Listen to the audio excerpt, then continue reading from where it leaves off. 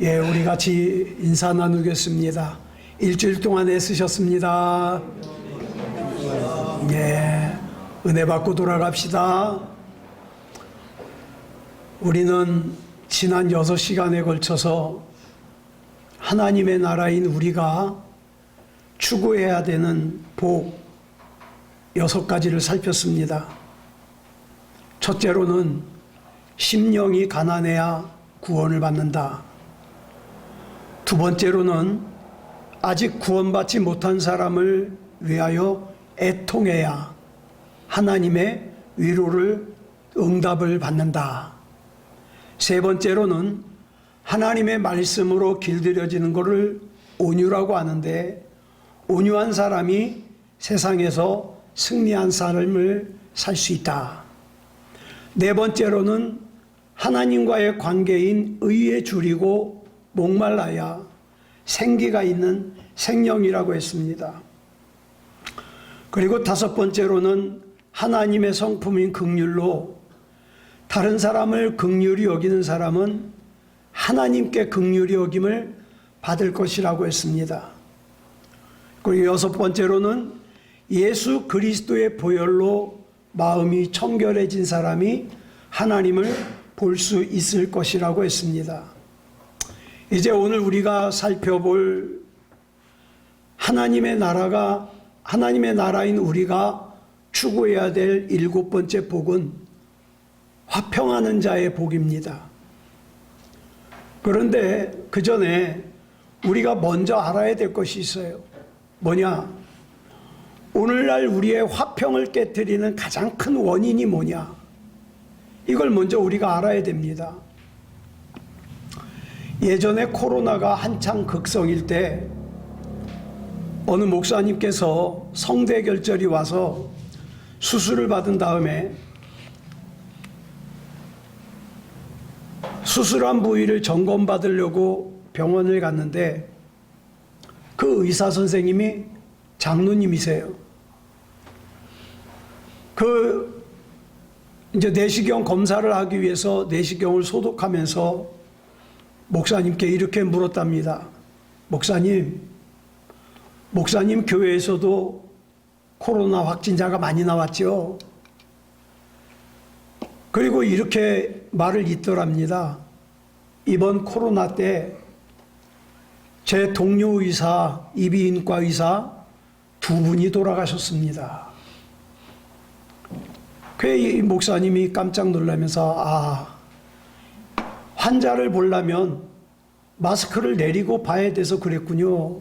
그러자 그 장로님이 고개를 끄덕이면서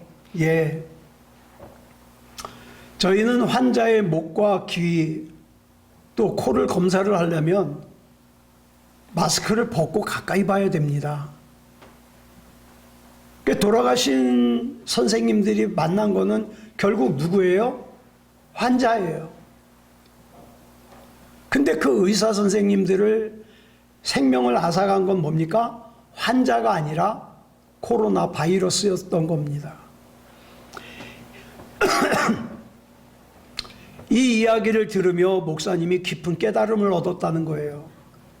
여러분, 사실 우리 신앙생활도 이와 같습니다. 우리가 신앙생활하면서, 여러분 신앙생활하면서 관심이 뭐예요? 우리 관심의 중심은 예수 그리스도죠. 또 함께 교제하는 사람들은 거의 대부분 그리스도인들 아닙니까? 그리고 우리가 생각할 때는 그리스도인들은 대부분 착해요. 그런데 뜻하지 않게 우리의 마음이 흔들리고 미움이 생기고 오해가 생기고 심하게는 시험에 들어서 신앙생활을 떠나기까지 하는 그런 일이 일어날 때가 있습니다. 왜 그럴까요? 우리를 힘들게 하고 시험에 들게 하고 실망하게 하고 힘이 빠지게 하는 것이, 여러분 우리가 언뜻 볼 때에는 사람인 것 같지만 진짜 원인, 진짜 보이지 않는 적은 사람이 아니라 그 사람 뒤에 숨어 역사하는 영적인 바이러스예요. 미움이에요. 상처예요. 오해예요. 시기예요.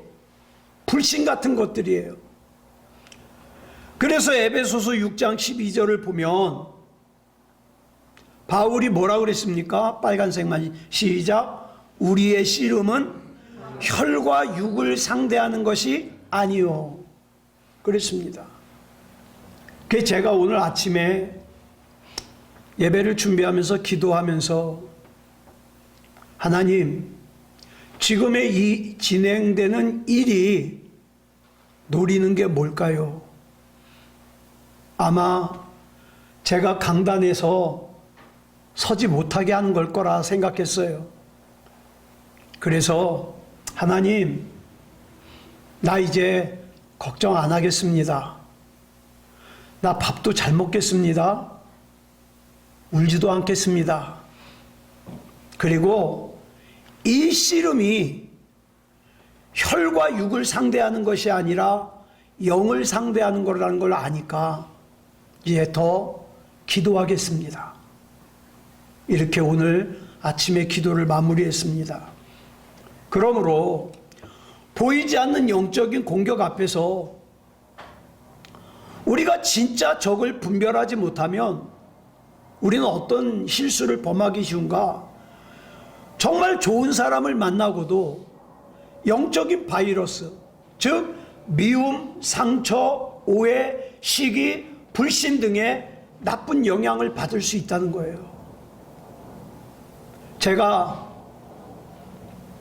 이런 생각까지 했습니다. 나 강단에 못 쓰겠다. 그러면서 제 후배 목사님을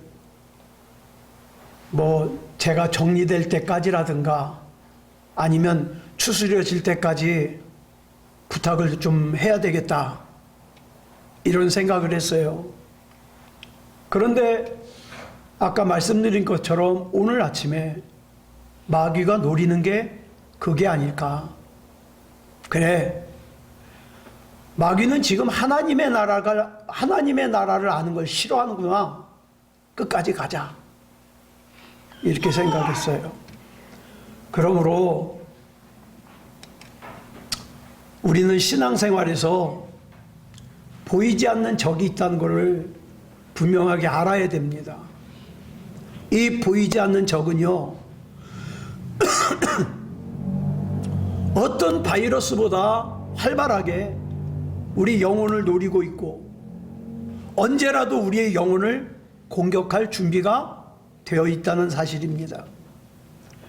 지금 우리가 사는 이 세상에는 다양한 종류의 다툼과 분쟁들이 있습니다.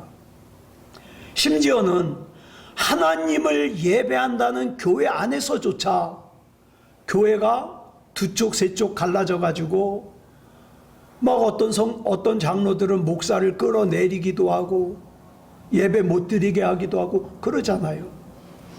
자, 언뜻 보면 이런 다툼과 분쟁들이 누가 옳은지 누가 그른지를 놓고 다투는 것처럼 보여요. 물론 옳고 그름의 문제일 수 있습니다. 그 중에 옳은 사람이 있을 수도 있고 그른 사람이 있을 수도 있어요. 그러나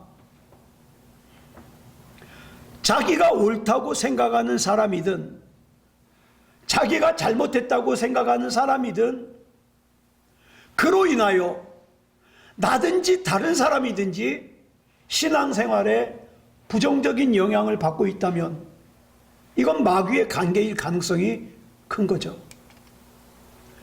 그래서 예수님께서는 누가복음 22장 31절로 32절에서 이렇게 말씀하셨어요. 같이 보겠습니다. 시작. 시몬아 시몬아 보라, 사탄이 너희를 밀가부르듯 하려고 요구하였으나 그러나 내가 너를 위하여 내 믿음이 떨어지지 않기를 기도하였노니 너는 돌이킨 후에 내 형제를 굳게 하라.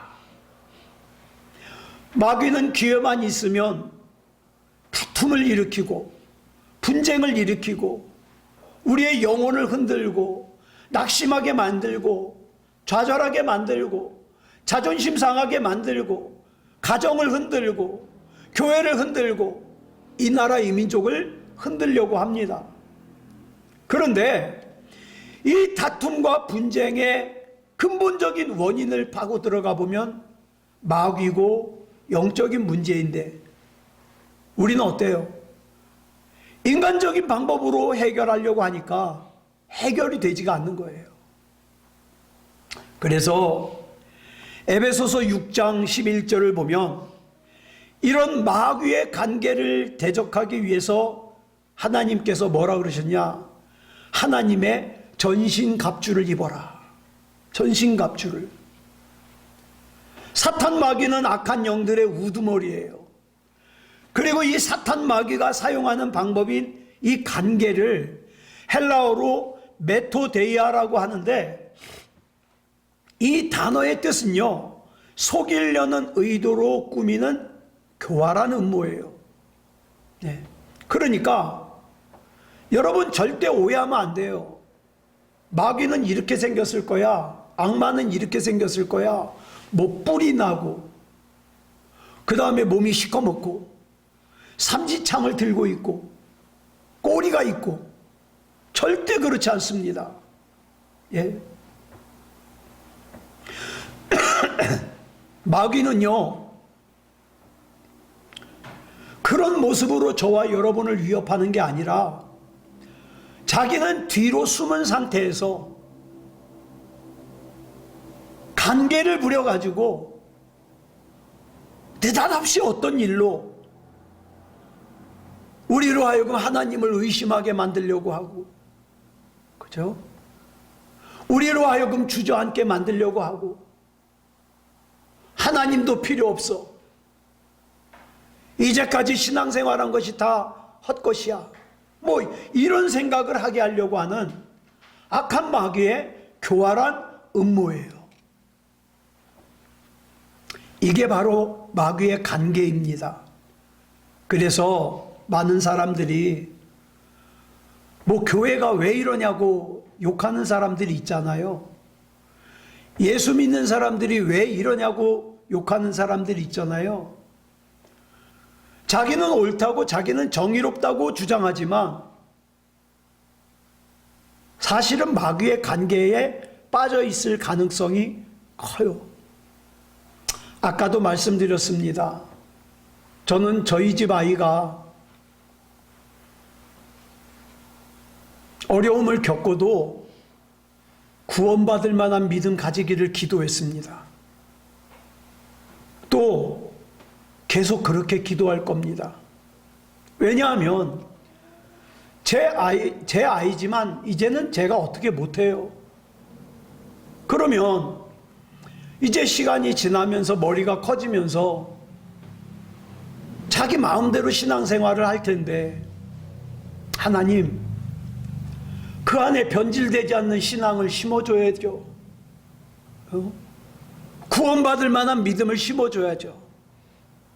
그래서 저는 하나님의 선하신 뜻을 믿습니다.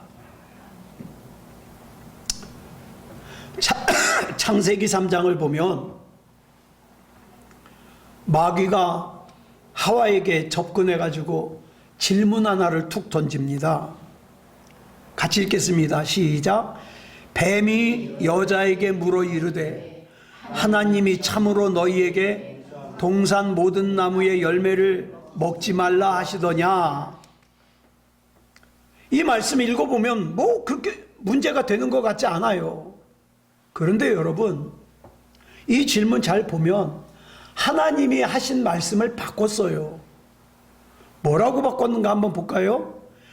하나님이 하신 말씀을 보겠습니다. 창세기 2장 16절부터 17절 시작.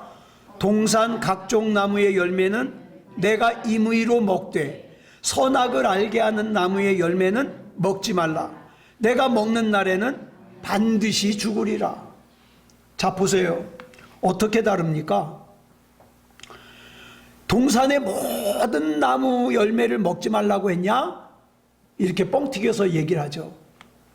그랬더니 하와가 뭐라 그래요? 아니 모든 거 먹지 말라 그런 게 아니라 선악을 알게 하는 나무의 열매만 먹지 말라 그랬어. 그런데 하나님께서는 분명히 뭐라 그랬어요? 내가 먹는 날에는 반드시 죽으리라. 그런데 하와는 이 말을 어떻게 바꿉니까?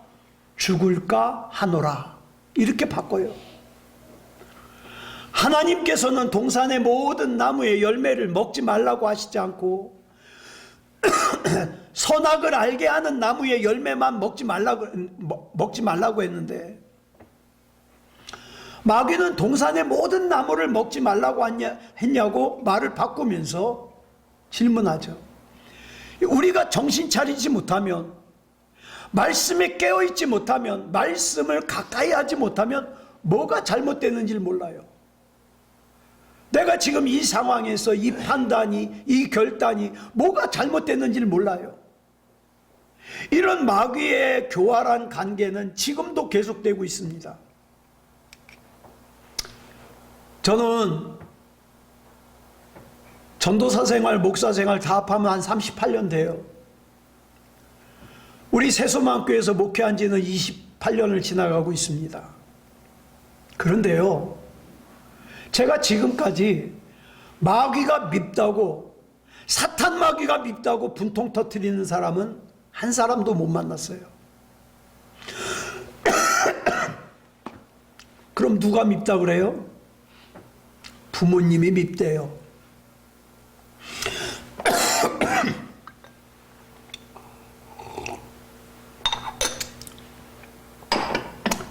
자기 형제가 밉대요. 자기 배우자가 밉대요. 같은 교회 다니는 아무개가 밉대요. 이런 사람은 많이 봤어요. 심지어는 시험에 들면 목사까지도 미워합니다. 그런데 우리가 진짜 미워해야 될 존재는 그 사람들이 아니에요. 사탄 마귀예요. 그 사람들은요, 단지 사탄 마귀의 관계에 이용당하고 있을 뿐이에요. 그래서 이 시간에는 하나님의 나라인 우리가 추구해야 될 복 중에 7번째 복인 화평하게 하는 자가 받는 복을 살펴보려고 그래요. 먼저 여기서 말하는 화평하게 하는 자가 무슨 뜻일까요? 원뜻은 화평을 만들어내는 사람이란 뜻이에요. 여러분들은 여러분 옆에 있는 사람이 화평합니까? 예?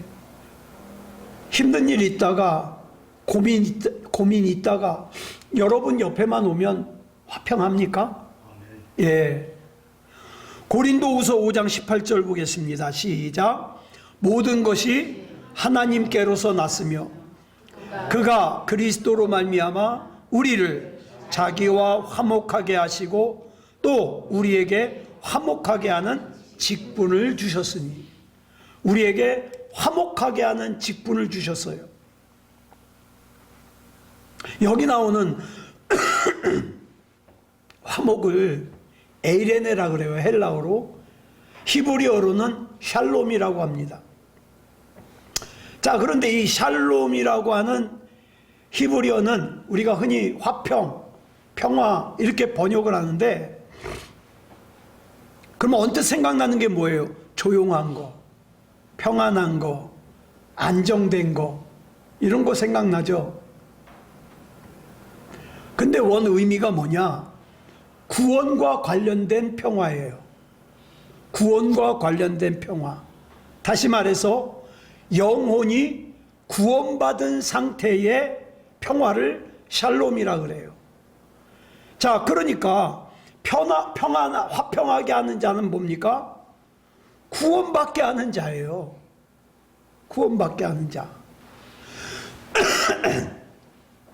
그러니까 이 말은 다시 말해서 영적인 구원이 없이는 온전한 평화가 있을 수 없다. 그렇다면 저와 여러분에게 화평하게 하는 직분이 맡겨졌다는 건 다시 말해서 다른 누군가를 죄에서 구원받게 해서 평화를 누리게 해야 되는 사명이 맡겨졌다는 거예요. 오늘날 우리 주변에서 일어나는 대부분의 다툼과 분쟁의 원인들은 사실은 영적인 문제이기 때문에 환경이 좋아졌다고 다툼과 문제가 해결되질 않아요. 그 배후에 간교한 마귀가 있기 때문에 인간의 방법으로는 해결할 수가 없지요. 그래서 우리는 영적인 전쟁이라는 걸 하는 거예요. 오늘 본문을 보면 화평하게 하는 자는 복이 있나니 그들이 하나님의 아들이라 일컬음을 받을 것이며 이렇게 말씀하고 있는데, 그럼 나는 지금 화평하게 하는 사람인가? 나는 지금 내 부모를 구원받게 하는 사람인가? 내 자녀를 구원받게 하는 사람인가? 원래 우리는 아담과 하와 타락 이후에 죄와 사망에 매여서 살고 있었어요. 그래서 우리는 하나님과 원수 관계였습니다. 예. 그래서 로마서 5장 10절을 보니까 하나님과 나와의 관계가 어떤 관계였다 그랬어요? 맨 위에 줄만 시작. 곧 우리가 원수 되었을 때에. 누구와 원수 되었다는 거예요?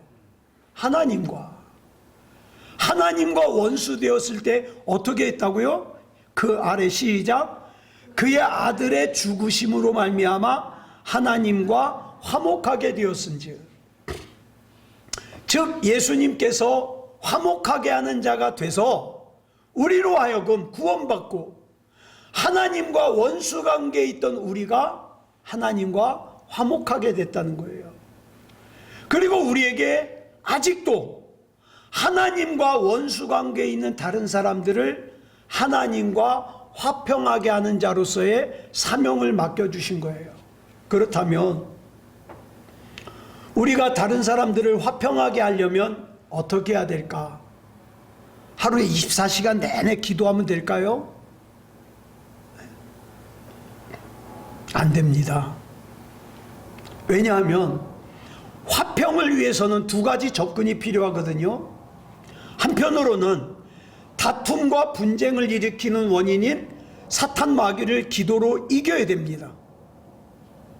그리고 또 다른 한편으로는 그 사탄 마귀에게 이용당하여 다툼과 분쟁을 일으킨 사람들을 용서하고 사랑해야 됩니다. 사랑해야 돼요. 그러니까 우리는 기도할 때 다른 아무개 변하게 해달라고 기도하지 마세요. 그렇게 기도하기보다는 하나님, 내가 더 용서하게 해주세요. 내가 더 사랑하게 해주세요. 그거 기도해야 돼요. 한마디로 말해서 사람하고 싸우지 말고 사탄 마귀하고 싸우자. 그런데 우리가 싸워야 되는 사탄 마귀는 나를 너무 잘 알아요. 그래서 내 가장 약한 부분을 공격해요. 제가 수요일만 하더라도 목소리는 안 나오지만 그래도 제 마음속에 마귀가 나에게 크게 공격할 게 있겠어? 죽으면 죽으리라는 신앙생활 하면 되는데 그런 상태였어요. 그런데 덜컥 우리 집 아이가 저렇게 되고 나니까 이 부분이 약했구나. 이걸 제가 느끼게 되는 거예요. 여러분, 그렇기 때문에 사탄 마귀와 싸우기 위해서는 먼저 내가 죽어야 돼요. 나를 죽이지 못한 기도는요, 내 욕심의 기도가 되기가 쉽고 마귀에게 이용당하는 기도가 되고 싶어요. 그래서 이런 말이 있습니다. 영적으로 교만하면 하나님께서 나를 사용하실 수 없고, 영적으로 겸손하면 사탄 마귀가 나를 이용할 수 없다. 그러면 화평하게 하는 자가 누리는 복이 뭐라 그랬죠? 화평케 하는 자는 복이 있나니 뭐 할 것이요? 하나님의 아들이라 일컬음을 받을 것이며, 이 말을 오해하면 화평을 만들어내야만 하나님의 자녀가 된다고 오해하기 쉬워요. 그런 뜻이 아니에요. 여러분, 우리는 이미 예수님을 구주로 영접해서 구원받았습니다. 그러니까 이후로 내가 뭘 해가지고 구원받는다, 이거 아니에요. 구원받았어요. 하나님의 자녀가 됐어요. 그런데요, 성경에 보면 하나님의 자녀라는 말과 하나님의 아들이라는 말이 사용되어지는 때가 달라요. 어떻게 다르냐? 하나님의 자녀라는 말을 사용할 때는 위치, 신분을 강조할 때예요. 구원받은 위치, 구원받은 신분. 근데 하나님의 아들이라는 말을 강조할 때에는 성품을 강조해요. 성품을. 하나님의 성품을 닮아 작은 예수의 모습을 가질 때 우리는 그 사람을 하나님의 아들이라고 하는 겁니다. 그러므로 오늘 본문에서 화평하게 하는 자는 복이 있나니 그들이 하나님의 아들이라 일컬음을 받을 것이며, 이 말은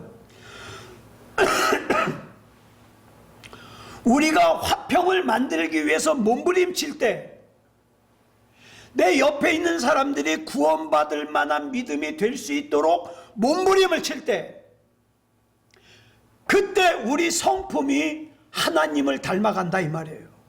하나님을 닮아간다. 하나님의 자녀의 모습이라는 거죠. 예. 그리고 우리가 할 수 있는 건 뭐라고요? 더 큰 사랑, 더 큰 용서. 다시 한번 강조합니다. 다툼과 분쟁을 일으키는 근본적인 원인은 사탄 마귀예요. 제가 지금까지 이렇게 경험해 보면 사탄 마귀가 속에 들어가면 착했던 사람도 순했던 사람도 이상하게 변해요. 충성스러웠던 사람도 이상하게 변해요. 믿음직스러웠던 사람도 이상하게 변해요. 근데 그걸 얘기를 할 수가 없어요. 당신 왜 이렇게 변했어요? 얘기를 할 수가 없어요. 왜? 그 상태에서 그런 얘기하면 더 상처받으니까. 그렇다면 하나님의 성품을 닮은 하나님의 아들다운 모습이 뭐겠는가? 하나님의 백성다운 모습이 뭐겠는가? 내가 용서하기 위해서 씨름하는 거예요. 사랑하기 위해서 씨름하는 거예요. 그리고 순종하기 위해서 씨름하는 거예요. 인간적인 생각으로는 어려운 일이 있잖아요. 속상하게 하잖아요.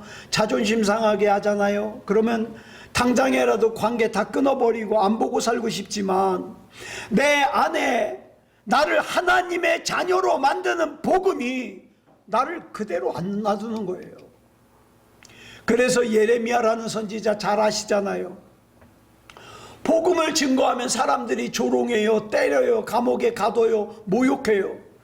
그래가지고 그래 니들 지옥 가든 말든 나 복음 안 전할 거야. 내가 다시는 복음을 전하나 봐라. 그러고 다짐을 했지만 예레미야 20장 9절에 보니까 뭐라 그랬어요? 시작. 내가 다시는 여호와를 선포하지 아니하며 그의 이름으로 말하지 아니하리라 하면 나의 마음이 불붙는 것 같아서 골수에 사무치니 답답하여 견딜 수 없나이다. 여러분, 내가 사랑을 표현할 때 하나님의 아들이라 일컬음을 받아요. 용서를 표현할 때 하나님의 아들이라 일컬음을 받아요.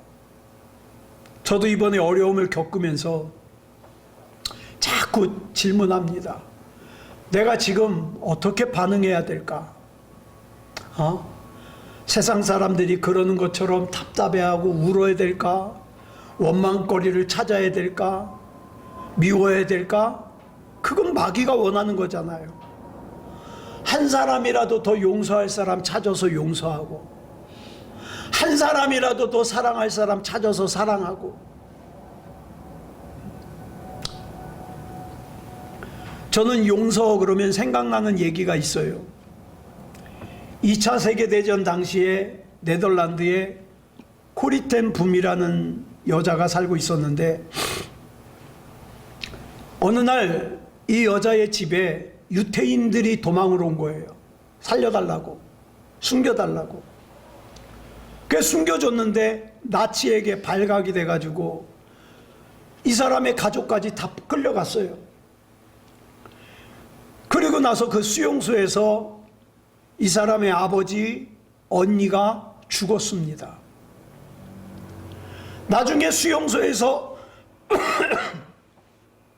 구사일생으로 살아나온 고리텐붐 여사가 예수님을 구주로 영접한 간증을 하고 그 다음에 그 수용소에서 있었던 일들을 간증하면서 다녔어요. 처음엔 네덜란드에서 하다가 그 다음에는 미국, 영국, 나중에는 전 세계적으로 간증을 하러 다녔어요. 그리고 많은 사람들이, 전쟁의 상처를 입은 사람들이 이 고리텐붐 여사의 간증을 들으면서 위로를 받았습니다.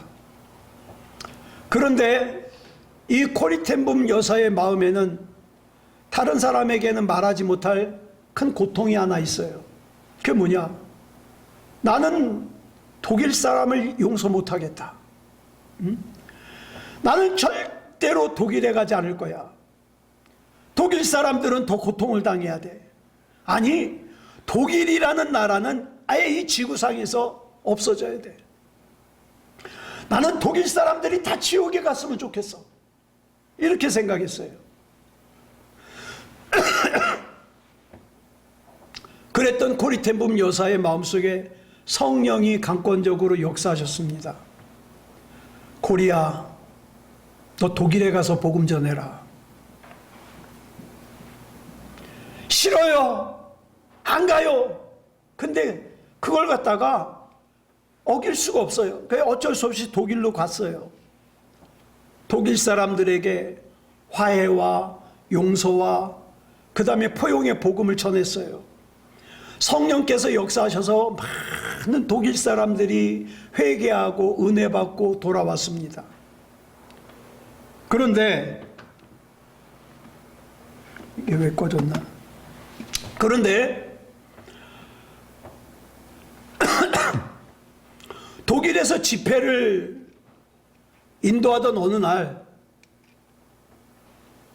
원래 이 집회가 끝나면 오는 사람들한테 이렇게 다 악수하잖아요. 그래서 줄 서서 악수를 하고 있는데, 그런데 고리텐붐 여사와 악수를 하기 위해서 줄을 서서 기다리는 사람들 가운데 저만치 자기가 갇혔던 수용소 그 악명 높은 감독이 오고 있는 거예요. 그 사람이 자기 아버지 언니를 죽였거든요. 그러니 그 사람을 어떻게 잊어버립니까? 근데 이 사람은 몰라요. 이 사람이 점점 줄 서서 가까이 다가올수록 고리텐붐 여사는 속으로 기도합니다. 하나님, 저 사람은 안 돼요. 저 사람은 절대 용서할 수 없어요. 어떻게 저 사람을 제가 용서할 수 있겠습니까? 그러자 성령님께서 말씀하시죠.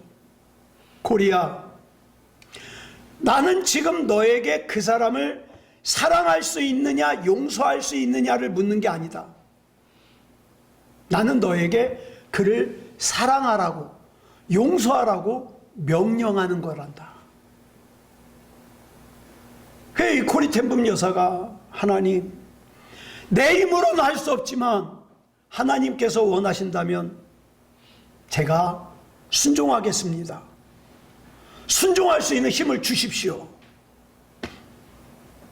자, 그러는 동안에 이 고리텐붐 여사가 이제 그 사람이 고리텐붐 여사 앞에 왔어요. 이 고리텐붐 여사가 눈을 지그시 감고 있는데 이 사람이 이렇게 얘기를 해요. 네덜란드 사람인 당신이 이곳에 오셔서 용서의 복음을 전해주셔서 정말 감사합니다. 우리 독일 사람들이 전쟁 중에 저질렀던 모든 잘못을 용서해 주시기 바랍니다. 저도 과거에 말 못할 죄를 졌는데 새 사람이 되기 위해서 오늘 이렇게 예수님께 나왔습니다. 고리템북 여사가 그 말을 듣는 순간 눈물이 왈칵 쏟아지죠. 이때의 체험을 책에 이렇게 기록하고 있습니다. 나는 그 순간 하늘의 문이 활짝 열리면서 우리 주 예수 그리스도의 사랑이 온 누리에 충만하게 임하는 것을 느낄 수 있었다. 내 마음을 그토록 짓누르고 있던 미움의 고통 속에서 나는 완전한 자유함을 느낄 수 있었다. 여러분, 누군가 여러분을 억울하게 해서 힘들게 해서 옳고 그름을 가려내고 싶은 마음이 든다면 다시 한번 생각해 보세요. 한 남매가 사소한 일로 싸우고 있었어요. 막 감정이 격해져 가지고 몸싸움까지 해요. 그래 이 요란한 소리에 엄마가 부엌에서 일하다가 들어왔죠. 먼저 딸이 엄마한테 이릅니다. 엄마, 오빠가 먼저 나 시비 걸었어. 그랬더니 오빠가 그러죠. 아니요, 제가 먼저 나를 놀렸어요. 정황상 볼 때 딸아이가 놀리니까 오빠가 한 대 줘박은 것 같아요. 그 두 아이가 이제 싸우는데 이 엄마가 참 지혜로워요. 두 아이의 말을 듣더니 엄마가 이렇게 얘기를 합니다. 엄마는 누가 먼저 싸움을 시작했는지에는 관심이 없단다. 그런데 누가 먼저 이 싸움을 그만두려고 하는지, 누가 먼저 화평하게 하는 사람이 되는지는 무척 궁금하다. 그랬더니 애들이 두 아이가 서로 껴안고 화해를 하더라는 거예요. 여러분, 그런 생각하실 때 있죠. 아유, 하나님은 어떻게 저렇게 악한 사람을 그냥 놔두실까? 싹 쓸어버리지. 쓸어버린 적이 있어요, 없어요? 성경에 있어요. 노아 홍수 때 노아의 가족 8명만 놔두고 싹 쓸어버렸죠. 그런데 그 뒤로 착한 사람만 살았나요? 아니요. 당장 노아의 아들 중에서 함이라는 아들이 포도주 먹고 벌거벗고 자는 아버지를 갖다가 얼레리 꼴레리 놀렸다가 그 후손이 저주를 받아서, 그 함의 후손이 아프리카 사람들이에요. 옷 홀딱 벗고 살잖아요. 그래서 노아 홍수의 메시지가 뭐냐 하면 죄는 그렇게 해결하는 것이 아니라는 거예요. 누가복음 15장에 나오는 탕자 비유를 보면 탕자의 형은 어때요? 아버지의 말을 거역하지도 않고 일도 잘하고 성실하고 옳고 그름도 잘 분별하는 아들이었어요. 그런데 성경이 그것이 아버지가 큰아들에게서 원하는 모습이 아니라는 거예요. 아버지가 원하는 건 뭘까요? 동생 용서하는 거, 동생 사랑하는 거. 어저께 우리 지방의 목사님들 단톡방이 있어요. 46교회가 들어와 있어요.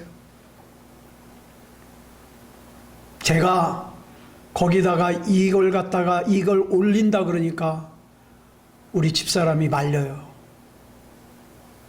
여보, 그러면 당신 앞으로 어떻게 목회하려고 그래? 나는 딸 살려야 돼, 먼저.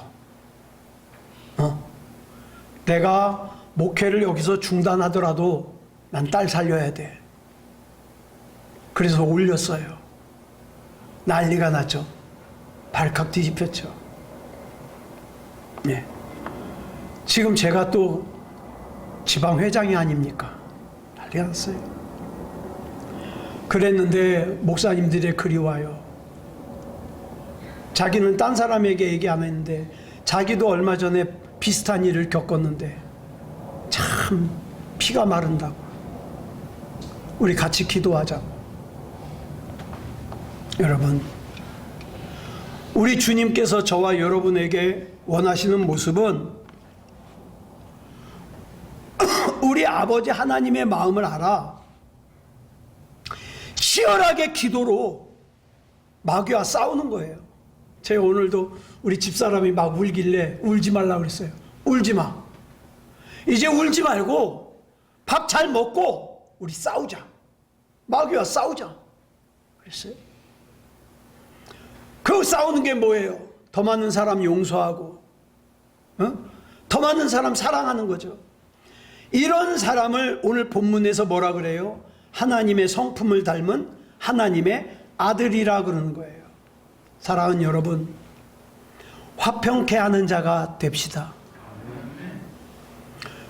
저와 여러분의 지금 사각지대에 내가 사랑하는 사람이 진짜 구원받을 만한 믿음이 없는 상태에 있을 수 있어요. 우리 이거 놓고 기도해야 됩니다. 기도해야 돼요. 그래서 저와 여러분이 화평케 하는 자가 되어 하나님의 아들이라 불리우는 그런 저와 여러분이기를 그리스도 예수님의 이름으로 축복합니다. 기도하겠습니다. 하나님 감사합니다. 하나님의 은혜 가운데 여기까지 왔습니다. 하나님의 나라로 삼아주시고 오늘 정말 이 강단에 설 자격이 없는 부족한 종을 통해서 화평하게 하는 자가 받는 복을 전하게 하시니 감사합니다. 이 종이 이 말씀을 전할 자격이 있어서 전하는 거 아니고 이 종이 털끝만치도 잘난 부분이 있어서 전하는 거 아닙니다. 우리에게 모두 이게 필요하기에 하나님이 주신 말씀이기에 전했습니다. 하나님 붙잡아 주시고 인도해 주시옵소서. 우리 한 사람도 빠짐없이 화평케 하는 자가 되어 하나님의 아들이라 일컬음을 받는 은혜가 있게 하여 주시옵소서. 모든 것을 우리 주님 앞에 맡겨드리오며 그리스도 예수님의 이름으로 간절히 기도드려 싸움나이다. 아멘.